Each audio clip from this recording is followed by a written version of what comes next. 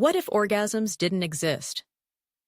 Imagine a world in which orgasms, one of the most compelling and mysterious sensations known to living creatures, simply did not exist. It is a scenario so alien, so deeply contrary to the secret architecture of human experience, that even beginning to picture it seems like a kind of philosophical experiment, perhaps even a thought experiment from some alternate history of evolution.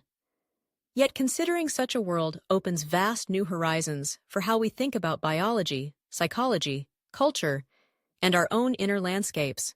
To begin, we should reflect on the role orgasms currently play, not just in human lives, but in the continuity of our species and the animal kingdom at large. Evolution has favored pleasure as a guiding force, shaping behavior with the purpose of promoting procreation and continuity. The orgasm is a potent reinforcer, imbuing sex and intimacy with a crescendo, a moment of release, that compels repetition. If, instead, sexual activity reached no such climax, if desire faded into satiation quietly, or if procreation occurred in a purely functional, sensationless act, the implications would ripple through every aspect of life. Let's start with biology and evolution. For millennia, the human sexual response cycle has revolved around the pursuit of pleasure, a complex interplay of psychology and physiology culminating in orgasm. This reward system ensured that sex wasn't simply a mechanical necessity, but something that motivated effort, creativity, and connection. Remove this singular reward, and sexual behavior might become rarer, more utilitarian, or even optional for survival. Perhaps sex would take on a perfunctory quality, regarded in the same way as other bodily functions that lack pleasure, like yawning or blinking. Would ancient peoples, lacking this incentive, have struggled to maintain populations? Might the human race, absent the orgasm's evolutionary pull, be less numerous or more dependent on culturally enforced procreation customs? Consider further the emotional atlas of intimacy. Orgasm currently acts as both a personal and shared experience, a point of connection and vulnerability between partners. Without it, the landscape of romantic attachment would stretch in new directions. Would couples find new ways to express passion and closeness, or would intimacy lose some of its motivational energy? The deep oxytocin-fueled bond of afterglow might not exist. The association between sex and relationships could diminish or transform into something uniquely practical or symbolic. For some, this might mean a liberation from pressures and expectations. For others, perhaps the absence of such a powerful sensation would translate to a more muted or transactional approach to love, one that places greater emphasis on companionship, shared values, and intellectual intimacy. There is also the question of sexual identity and diversity, domains that are vibrant and complex in our current world, in part because sexual pleasure invites exploration. Without orgasm, desires might be less intense or less differentiated. Perhaps fewer people would invest time and energy into uncovering the contours of sexual orientation, fantasy, or preference. Asexuality might become the norm, or at least the baseline of expectation, rather than a distinct identity measured against a majority culture driven by pleasure. Alternatively, new forms of expression and solidarity might arise, giving birth to identities rooted in emotional or companionship-based connection. From a psychological perspective, the absence of orgasm would naturally reshape notions of satisfaction and frustration. The human psyche is inextricably drawn toward closure and completion. In sexual contexts, this pursuit ends, for most, with orgasm, after which comes a sense of fulfillment and relaxation. Without it, one might imagine widespread dissatisfaction, a subtle and persistent restlessness, or perhaps a complete redefinition of sexual fulfillment. In such a world, discussions around sexual performance, technique, or compatibility might vanish, replaced instead with new language for fulfillment, perhaps an emphasis on duration, novelty, or the slow cultivation of erotic energy without expectation of release. Interestingly, the absence of orgasms among humankind would extend deep into artistic and creative expression. Consider how the motif of the climax, sexual or otherwise, pervades literature, cinema, music, and art. The metaphor of the crescendo and release runs through our stories, providing a template for narrative structure itself: the rising action, the explosive high point, and the denouement. It's possible, then, that in a world without the idea of orgasm, our very stories might be flatter, less focused on dramatic peaks, and more invested in cycles, processes, or endless unfolding.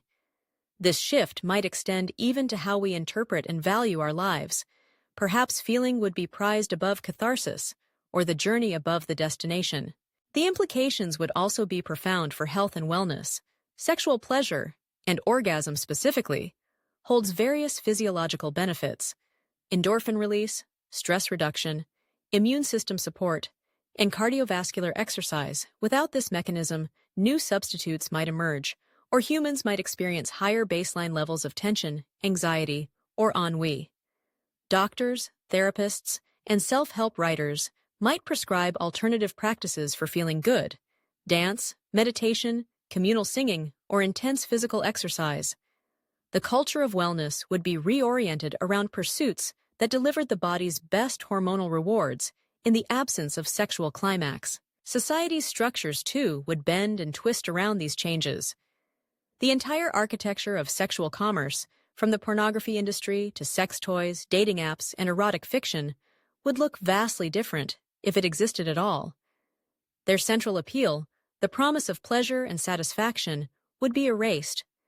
Instead, perhaps society would be more oriented around friendship and community, with romantic partnerships forged less for chemistry or lust, and more for teamwork, ambition, or stability.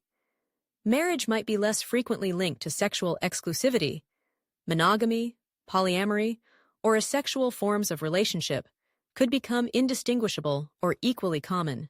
Religions and spiritual traditions have long been preoccupied with the power of sexuality and the meaning of the orgasm. In a world without this overwhelming sensation, entire theologies, taboos, and legal codes would need rewriting. The struggle between desire and self-control, central to so many rituals and codes of purity, would lose its force. Concepts of sin, shame, and virtue linked to sexual activity might weaken or change altogether. Doctrines might pivot toward other forms of discipline and transcendence, perhaps the gluttony and restraint surrounding food, or the balance between productivity and leisure, would become spiritual battlegrounds. Piety might demand celibacy for reasons unrelated to sexuality, maybe rooted in intellectual enlightenment or community service. Delving deeper, the very language of pleasure and fulfillment would require transformation. Words like ecstasy, rapture, climax, and satisfaction have sexual roots, but spill over into every aspect of living. In an orgasmless world, these words might find their metaphors elsewhere: the thrill of mountain climbing, the satisfaction of devouring a feast, the serenity of breathtaking vistas.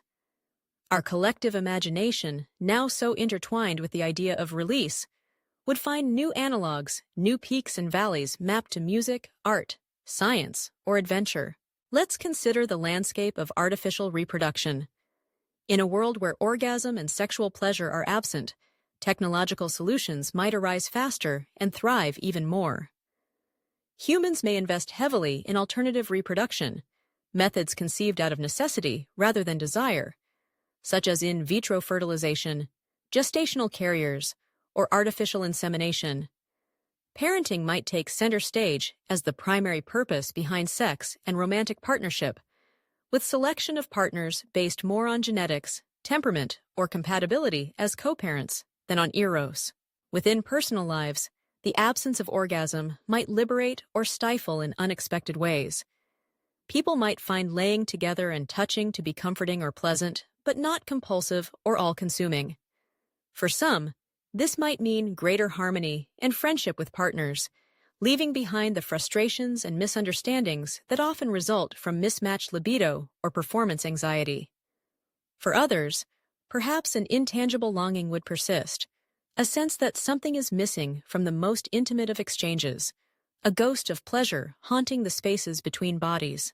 Educational systems, too, would evolve differently. Sex education, instead of focusing on pleasure, consent, and safety, might focus more on the mechanics and responsibilities of reproduction or on broader social skills of partnership and communication. Entire domains of advice, therapy, and self-development predicated on sexual fulfillment would be redirected towards emotional intelligence, compatibility, and other relational skills. People might grow up with less anxiety or shame about masturbation and sexuality. With no orgasm to seek or achieve, there would be less measurement, comparison, or despair. It is also plausible that other motives would rise to fill the motivational void left by orgasm's absence. People would still seek belonging, affection, novelty, and play. Touch and closeness, while never soaring to orgasmic heights, might find their own subtle power, becoming a rich and nuanced language of affection, rather than merely a prelude to climax. Perhaps long, quiet evenings of hand-holding or wordless embrace would become treasured social rituals, giving rise to new forms of art, etiquette, or poetry. Of course, not all consequences would be positive. The force of sexual frustration in today's world is tempered by release. It is possible that in a world without orgasms, people would find new outlets or new pathologies for desires unsated. Frustration might emerge in displaced forms, feeding aggression, addiction, or ennui. Or perhaps, as some philosophies suggest, the desire for pleasure would simply wither, replaced by different aspirations altogether. Turning to popular culture, vast swaths of music, film, and literature that rely on the energy, drama, and mystique of sexual climax would either not exist or take unfamiliar forms. The love song might be less about yearning for the perfect union and more about companionship, endurance, or homecoming. Poets would seek their inspiration in different wellsprings. The phrases, "the little death," or "a momentary glimpse of paradise," would refer to other experiences, perhaps the first bite of ripe fruit, or the thrill of a successful hunt, or the exertion of athletic achievement. Advertising and media, so often saturated with sexual innuendo, might become more wholesome or find other ways to seduce and entice consumers. Consider, too, the field of medicine, both its triumphs and taboos. Issues of sexual dysfunction that fill so many clinics and therapy offices, anorgasmia, premature ejaculation, faking it, would be moot. Medical focus on reproductive health might become more pragmatic and less laden with stigma. Alternatively, the concern for sexual health could fade in importance compared to other aspects of bodily and emotional wellness. But would the absence of this reward still result in a secret malaise, a sort of listless dissatisfaction that doctors and counselors would strive to name and heal through other means? The implications of a world without orgasm stretch into questions of childhood, aging, and the entire lifespan. Adolescence, currently a time of sexual awakening and the formation of erotic identity, might instead focus more on friendship and the exploration of intellectual or spiritual passions. Coming-of-age rituals could center around challenges, community service, or artistic achievements, rather than sexual conquests or romantic firsts. In older adulthood, the loss of sexual drive might be less mourned or even go unnoticed.